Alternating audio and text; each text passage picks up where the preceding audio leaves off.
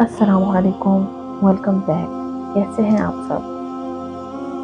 اللہ پاک نے تمام انسانیت کی رہنمائی کے لیے وقتاً فوقتاً کچھ انبیاء اور کچھ پیغمبر مبعوث فرمائے، جن میں سے کچھ کو مرسل بھی کیا، کچھ پر اپنی کتابیں بھی نازل کی، جن میں سے ہم 4 کا ذکر جانتے ہیں: تورات، زبور، انجیل اور ہماری پاک کتاب قرآن مجید، جو آخر تک تمام امت کے لیے رہنمائی اور ہدایت کا ذریعہ ہے۔ اللہ تعالیٰ نے یہ جو پیغمبر مبعوث فرمائے، ان میں سے کچھ کا ذکر ہم جانتے ہیں جن کا ہمیں قرآن و حدیث سے کوئی ریفرنس ملتا ہے، لیکن بہت سے ایسے پیغمبر ہیں جن کے بارے میں ہم نہیں جانتے۔ ان کا علم صرف خدا تعالیٰ کے پاس ہے۔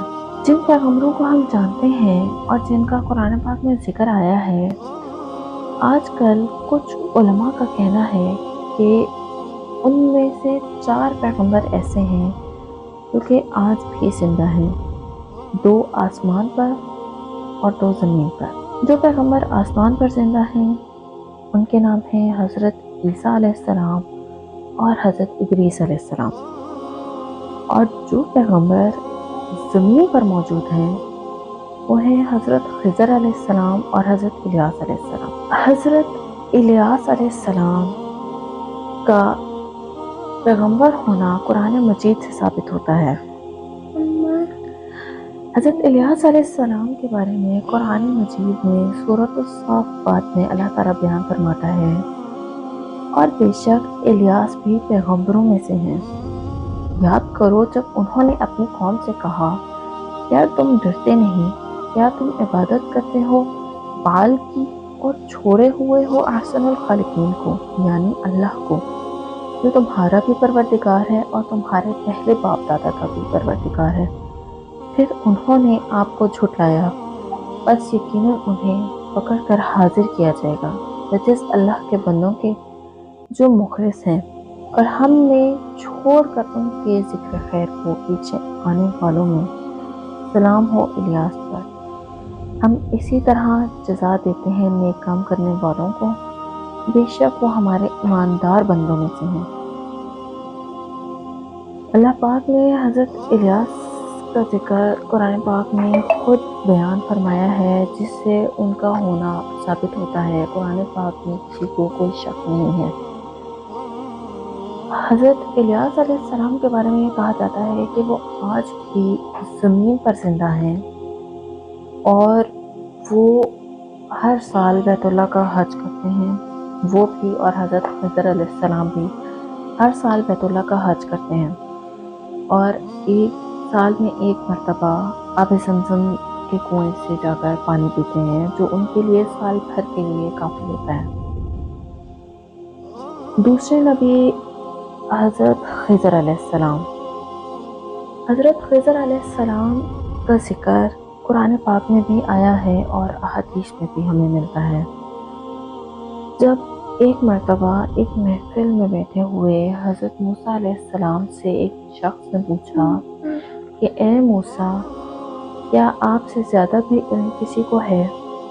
تو حضرت موسیٰ علیہ السلام نے فرمایا کہ نہیں، میں خود سے زیادہ علم والے کسی کو نہیں جانتا۔ اللہ پاک کو ان کی یہ بات ناپسند ہوئی۔ اللہ پاک نے ان سے فرمایا کہ اے موسیٰ، ہمارا ایک بندہ ہے جس کو تم سے زیادہ علم ہے، اور اس کے پاس وہ علم ہے جو تم نہیں جانتے۔ تم جاؤ اور اس سے ملو۔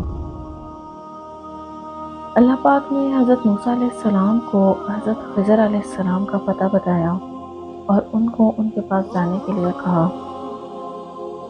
جب حضرت موسیٰ علیہ السلام سفر پر نکلے تو انہوں نے نشانی کے طور پر اپنے ساتھ ایک بھنی ہوئی مچھلی رکھی۔ نشانی یہ تھی کہ وہ سفر کے دوران سمندر میں جس جگہ زندہ ہو کر چلی جائے، اسی جگہ حضرت موسیٰ علیہ السلام کو حضرت خضر علیہ السلام ملیں گے۔ ایک جگہ حضرت موسیٰ علیہ السلام آرام کی غرض سے رکے تو وہاں پر وہ مچھلی سمندر میں چلی گئی۔ جو ان کے ساتھ مسافر ساتھی تھا، اس کو یہ بات حضرت موسیٰ علیہ السلام کو بتانا بھول گئی اور وہ سفر میں آگے نکل گئے۔ جب حضرت موسیٰ علیہ السلام نے ان سے مچھلی کے بارے میں سوال کیا تو انہوں نے بتایا کہ حضرت، میں یہ بتانا بھول گیا تھا، وہ مچھلی تو اس جگہ پر سمندر میں چلے گئے تھے۔ حضرت موسیٰ علیہ السلام وہاں سے پلٹے اور اپنے قدموں کو دیکھتے ہوئے اسی مقام پر پہنچے جہاں پر وہ مچھلی سمندر میں گئی تھی۔ وہاں پر حضرت موسیٰ علیہ السلام کی ملاقات حضرت خضر علیہ السلام سے ہوئی۔ حضرت موسیٰ علیہ السلام نے جیسے ہی ان کے پاس گئے تو حضرت خضر علیہ السلام نے بیان فرمایا کہ سب سے زیادہ علم اور حکمت اور دانائی صرف اللہ تعالیٰ کی ذات کے پاس ہے۔ وہ جسے چاہے جتنا علم عطا کر دے۔ کچھ علم اس نے مجھے ایسا عطا کیا جو آپ کے پاس نہیں ہے، اور جو علم اس نے آپ کو عطا کیا ہے وہ میرے پاس نہیں ہے۔ حضرت موسیٰ علیہ السلام کو کلیم اللہ کا لقب عطا کیا گیا تھا کہ اللہ پاک ان سے خود کلام کیا کرتا تھا۔ حضرت موسیٰ علیہ السلام نے حضرت خضر علیہ السلام سے یہ عرض کی کہ آپ مجھے اپنے ساتھ رکھ لیں اور مجھے وہ علم سکھائیں جو اللہ پاک نے آپ کو سکھایا ہے۔ حضرت خضر علیہ السلام نے کہا کہ حضرت، آپ میرے ساتھ صبر نہیں کر سکیں گے، جس پہ حضرت موسیٰ علیہ السلام نے فرمایا کہ آپ انشاءاللہ مجھے صابر ہی پائیں گے۔ دونوں سفر پر روانہ ہوئے۔ دوران سفر حضرت موسیٰ اور حضرت خضر علیہ السلام ایک کشتی میں سوار ہوئے۔ حضرت خضر علیہ السلام نے اس کشتی کا ایک پٹا توڑ دیا۔ حضرت موسیٰ علیہ السلام فوراً بولے کہ آپ نے یہ کیا کیا؟ ہو سکتا ہے کہ اب ہم ڈوب جائیں، ہماری کشتی ڈوب جائے، آپ نے کیوں یہ پٹا توڑ دیا؟ ان کا نقصان ہو گیا۔ جس پر حضرت خضر علیہ السلام نے فرمایا کہ دیکھا، میں نے آپ سے کہا تھا کہ آپ صبر نہ کر سکیں گے۔ حضرت موسیٰ علیہ السلام نے معذرت کی اور کہا کہ اب انشاءاللہ آپ مجھے صابر پائیں گے۔ دونوں نے دوبارہ سفر جاری رکھا۔ پھر ایک گاؤں میں پہنچے جہاں پہ حضرت خضر علیہ السلام کو ایک نہایت خوبصورت بچہ آ کر ملا۔ حضرت خضر علیہ السلام نے اس بچے کو قتل کر دیا۔ حضرت موسیٰ علیہ السلام بولے کہ حضرت، آپ نے ناحق ایک جان کو قتل کیوں کر دیا؟ جس پر حضرت خضر علیہ السلام نے فرمایا کہ میں نے کہا تھا کہ آپ میرے ساتھ صبر نہ کر سکیں گے۔ حضرت موسیٰ علیہ السلام نے کہا کہ ٹھیک ہے، اگر اب میں آپ کے ساتھ صبر نہ کروں تو آپ بے شک مجھے اپنے ساتھ مت رکھے گا، مگر مجھے ایک موقع اور دے دیں۔ حضرت خضر علیہ السلام نے اس کے بعد دونوں حضرت ایک گاؤں میں گئے۔ وہاں پر ان دونوں نے گاؤں کے لوگوں سے عرض کی کہ وہ ان کو کچھ کھانے کو دے دیں، جس پر گاؤں کے لوگوں نے ان کی مدد کرنے سے انکار کر دیا۔ حضرت خضر علیہ السلام نے وہاں پر دیکھا کہ ایک دیوار تھی جس کو مرمت کی ضرورت تھی اور وہ گرنے کے قریب تھی۔ آپ نے اس دیوار کی مرمت کی اور اس کو دوبارہ سیدھا کھڑا کر دیا۔ اس پر حضرت موسیٰ علیہ السلام نے ان سے پوچھا کہ اے حضرت، ان لوگوں نے ہمیں کھانا تک دینے سے انکار کر دیا اور آپ نے ان کا کام کر دیا اور اس کے بدلے آپ ان سے معاوضہ بھی نہیں لے رہے۔ اس پر حضرت خضر علیہ السلام نے کہا کہ اب ہمارا سفر ختم ہوا، اب میں آپ کو وجوہات بتاتا ہوں ان تینوں کاموں کی۔ سب سے پہلے جس کشتی کا پٹا میں نے توڑا تھا، ایک ظالم بادشاہ تھا جو لوگوں کی کشتیاں لے لیا کرتا تھا زبردستی۔ میں نے اس کشتی میں نقص کر دیا، اب وہ اس کشتی کو نہیں لے گا، اور اس طرح ان کا گھر کا کھانا پانی چلتا رہے گا۔ جو دوسرا میں نے بچہ قتل کیا تھا، وہ بچہ، اس کے ماں باپ نہایت نیک اور عبادت گزار تھے، لیکن وہ بچہ بعد میں بڑا ہو کر کرے گا کرتا اور اس کی وجہ سے اس کے ماں باپ بھی کفر کرتے، اس لیے میں نے اللہ کے حکم سے اس بچے کو قتل کر دیا۔ اب اللہ پاک ان کو اس کے بدلے ایک نیک اور صالح اولاد سے نواز دے گا۔ جو تیسری جگہ جہاں پر میں نے دیوار مرمت کی، وہ دیوار یتیم بچوں کی تھی جس کے نیچے ان کا خزانہ دفن تھا۔ اگر وہ دیوار گر جاتی تو وہ خزانہ گاؤں والوں کو مل جاتا اور ان بچوں تک ان کا حق نہ پہنچ سکتا۔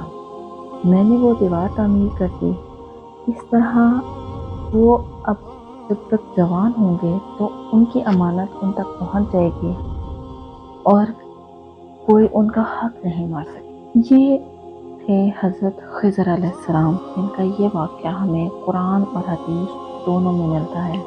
حضرت خضر علیہ السلام کے بارے میں بھی کہا جاتا ہے کہ وہ آج بھی زندہ ہیں، اولیاء کرام سے بھی آ کر ملاقات کرتے ہیں، ہر سال حج بھی کرتے ہیں اور جو مصیبت زدہ لوگ ہوتے ہیں ان کی مدد بھی کرتے ہیں۔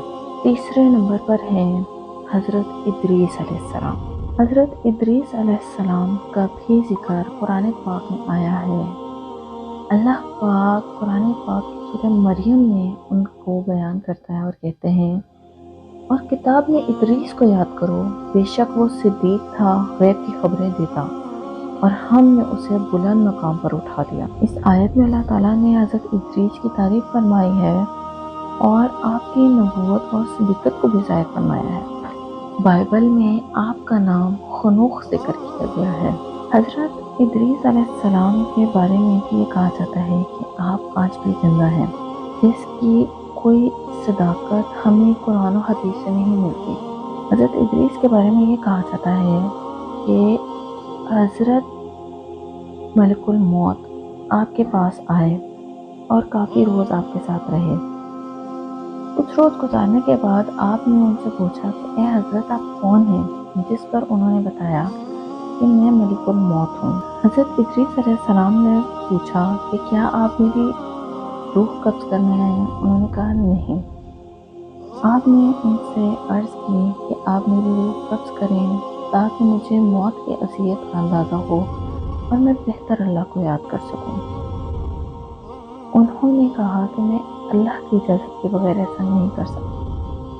اللہ پاک نے اس چیز کی اجازت دی اور انہوں نے ان کی روح قبض کی اور پھر سے ان کو زندہ کیا۔ اس کے بعد حضرت ادریس علیہ السلام نے ان سے جنت کا سوال کیا اور دوزخ کا سوال کیا۔ حضرت ادریس علیہ السلام نے ان سے کہا کہ آپ مجھے دوزخ کو دکھائیں تاکہ میرے اندر اس کا خوف پیدا ہو اور میں بہتر اللہ کو یاد کر سکوں۔ ملک الموت نے آپ کو دوزخ دکھائی، پھر آپ نے ان سے یہ کہا کہ آپ مجھے جنت بھی دکھائیں تاکہ میرے اندر اس کی تڑپ پیدا ہو اور میں بہتر اللہ کی عبادت اور شکر گزاری کر سکوں۔ ملک الموت آپ کو جنت تک لے گئے، لیکن آپ سے یہ وعدہ لیا کہ آپ باہر واپس آئیں گے۔ حضرت ادریس علیہ السلام نے اپنے نالین اتارے اور ایک درخت کے نیچے رکھے اور خود جنت میں چلے گئے۔ پھر واپس آئے، جلدی سے نالین اٹھایا اور واپس جنت کے اندر چلے گئے۔ جب ملک الموت نے آپ کو آواز دی کہ حضرت آپ باہر آئیں، انہوں نے کہا کہ اللہ تعالیٰ فرماتا ہے کہ جو ایک بار جنت میں چلا جائے گا وہ وہاں سے باہر نہیں نکلے گا، میں تو اب جنت سے باہر نہیں آؤں گا۔ جس پر ملک الموت نے کہا کہ حضرت بے شک ایسا ہے، لیکن آپ حضور پاک سے پہلے جنت میں داخل نہیں ہو سکتے، کوئی بھی شخص حضور پاک سے پہلے جنت میں داخل نہیں ہو سکتا۔ جس پر اللہ تعالیٰ نے فرمایا ملک الموت سے کہ آپ چلے جائیں، ہم نے ادریس کے حق میں یہی لکھا تھا۔ یہ واقعہ ہم تک پہنچتا ہے کتابوں کے ذریعے، مگر اس کی کوئی تصدیق قرآن و حدیث سے نہیں ہوتی، نہ ہی ان تینوں پیغمبروں کے زندہ ہونے کی کوئی دلیل ہمیں ملتی ہے۔ جو چوتھے پیغمبر ہیں حضرت عیسیٰ علیہ السلام، ان کا زندہ ہونا ہمارے لیے حقیقت ہے، ہمارے ایمان کا حصہ ہے، اور اس کے بے شمار دلائل ہمیں قرآن و حدیث سے بھی ملتے ہیں۔ اگر ہم اس کے منکر ہوں گے تو ہمارا ایمان مکمل نہیں ہو سکتا۔ حضرت عیسیٰ علیہ السلام حضرت مریم کے بیٹے تھے اور ان کے بارے میں اللہ تعالیٰ نے فرمایا تھا کہ عیسیٰ کو بھی ہم نے ان سے پیدا فرمایا ہے جس طرح حضرت آدم علیہ السلام کو پیدا فرمایا تھا۔ حضرت عیسیٰ علیہ السلام کی قوم جب ان کی جان کی دشمن ہو گئی اور ان کو قتل کرنے کے در پہ تھی، کسی صورت وہ ہدایت نہیں لے رہی تھی، تو حضرت عیسیٰ علیہ السلام ایک مکان میں داخل ہو گئے۔ وہاں پر اللہ کے حکم سے ان کو آسمانوں میں بلند کر لیا گیا اس مکان کی چھت سے، اور جو ان کی قوم کا سردار اس وقت تمام قوم کی رہنمائی کرتا ہوا قتل کی نیت سے وہاں پہنچا تھا، وہ سب سے پہلے اس مکان میں داخل ہوا۔ جب کافی دیر تک وہ باہر نہ آیا تو تمام قوم پریشان ہوئے اور لوگ پیچھے مکان میں داخل ہوئے، اور وہاں پر انہوں نے اسی سردار کو حضرت عیسیٰ علیہ السلام کی شکل میں پایا اور اس کو حضرت عیسیٰ علیہ السلام کی جگہ قتل کر دیا۔ حدیث میں آتا ہے، صحیح مسلم کی 389 حدیث ہے کہ حضرت محمد صلی اللہ علیہ وسلم نے فرمایا، اس ذات کی قسم جس کے ہاتھ میں میری جان ہے، یقیناً قریب ہے کہ عیسیٰ ابن مریم تم میں اتریں گے، انصاف کرنے والے حاکم ہوں گے، بس وہ صلیب کو توڑیں گے، خنزیر کو قتل کریں گے، جزیہ ختم کر دیں گے، اور مال کی فراوانی ہو جائے گی حتیٰ کہ کوئی اس کو قبول نہ کرے گا۔ اسی طرح بخاری کی بھی ایک حدیث میں آتا ہے، اور وہ ہے 3448 حدیث ہے، رسول اللہ صلی اللہ علیہ وسلم نے فرمایا، اس ذات کی قسم ہے جس کے ہاتھ میں میری جان ہے، وہ زمانہ قریب ہے کہ عیسیٰ ابن مریم تمہارے درمیان ایک عادل حاکم کی حیثیت سے نازل ہوں گے، وہ صلیب کو توڑیں گے، سور کو مار ڈالیں گے اور جزیہ موقوف کر دیں گے۔ اس وقت مال کی اتنی کثرت ہو جائے گی کہ کوئی اسے لینے والا نہیں ملے گا۔ اس وقت کا ایک سجدہ دنیا ما فیہا سے بڑھ کر ہوگا۔ پھر حضرت ابو ہریرہ رضی اللہ تعالیٰ عنہ نے کہا کہ اگر تمہارا جی چاہے تو یہ آیت پڑھ لو، اور کوئی اہل کتاب ایسا نہیں ہوگا جو عیسیٰ کی موت سے پہلے اس پر ایمان نہ لائے، اور قیامت کے دن وہ ان پر گواہ ہوں گے۔ حضرت عیسیٰ علیہ السلام کے ہونے کے دلیل ہمیں قرآن و حدیث سے ملتی ہے کہ ان کو زندہ آسمانوں پر اٹھایا گیا، اور قرب قیامت میں جب ہمارے بیچ دجال کا فتنہ آئے گا تو اس وقت حضرت عیسیٰ علیہ السلام حضور پاک کے امتی بن کر ہمارے بیچ پھر سے نازل ہوں گے۔ لیکن حضرت خضر، حضرت الیاس اور حضرت ادریس علیہ السلام کے متعلق ہمیں قرآن و حدیث سے کوئی بھی دلیل نہیں ملتی، حتیٰ کہ علماء کا یہ کہنا ہے کہ اگر حضرت خضر اور حضرت الیاس علیہ السلام زمین پر زندہ ہیں تو ان پر یہ لازم تھا کہ وہ حضور پاک کی زندگی میں آتے، ان سے ملاقات کرتے اور غزووں میں حضور پاک کی مدد فرماتے، جیسا کہ اللہ پاک نے تمام انبیاء کی روحوں سے وعدہ لیا تھا کہ اگر تمہارے دور میں کوئی دوسرا نبی آئے تو تم نے اس پر ایمان بھی لانا ہے اور اس کی مدد بھی کرنی ہے۔ اسی طرح حضور پاک صلی اللہ علیہ وسلم نے اپنی ایک حدیث میں بھی بیان فرمایا تھا کہ آج سے 1 صدی بعد جتنے بھی لوگ آج زمین پر زندہ ہیں، 1 صدی کے بعد ان میں سے کوئی بھی زندہ نہیں ہوگا۔ اس حدیث کا بھی مطلب یہی تھا کہ اس کے بعد جتنے بھی لوگ ہیں زمین پر سب نے موت کا مزہ چکھنا ہے، سب نے اس دنیا سے کوچ کر جانا ہے۔ اللہ پاک ہمیں گمراہی کی زندگی سے بچائے اور دین میں رد و بدل سے محفوظ فرمائے۔ آمین ثم آمین۔